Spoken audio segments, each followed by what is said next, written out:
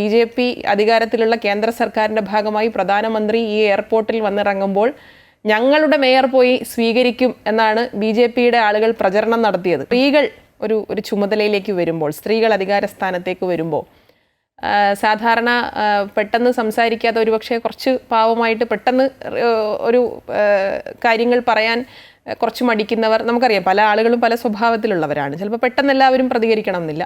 അങ്ങനെയുള്ളവരുണ്ടെങ്കിൽ പറയുക ഇതൊരു പിൻസീറ്റ് ഡ്രൈവിംഗ് ആണ്, അല്ലെങ്കിൽ മറ്റാരോ നിയന്ത്രിക്കുന്നവരാണ് ഇവരെന്ന് പറയുക.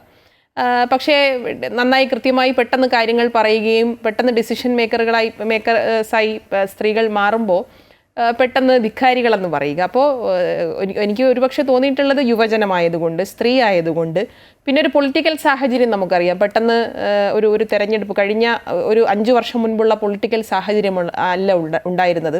BJP തന്നെ ഈ 2020 കോർപ്പറേഷൻ തെരഞ്ഞെടുപ്പിന് പ്രചരണം നടത്തിയത് നമ്മുടെ മുന്നിലുണ്ട്.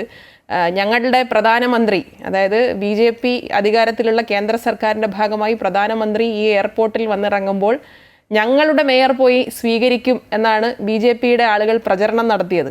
അപ്പോൾ അത്രയും ലക്ഷ്യം വെച്ചിരുന്ന, ഒരു കോർപ്പറേഷൻ പിടിക്കാമെന്ന ലക്ഷ്യം വെച്ചിരുന്ന BJPക്ക് കിട്ടിയ ഏറ്റവും വലിയ അടിയാണ് ഇടതുപക്ഷ ജനാധിപത്യ മുന്നണിക്ക് 55 സീറ്റുകൾ ആദ്യഘട്ടത്തിൽ ലഭിക്കുകയും പിന്നെ സ്വാഭാവികമായും ഒരു പ്രായം കുറഞ്ഞ ഒരു യുവജന ജനപ്രതിനിധി എന്നുള്ള നിലയിൽ എന്നെ തിരഞ്ഞെടുക്കുകയും ചെയ്തത്.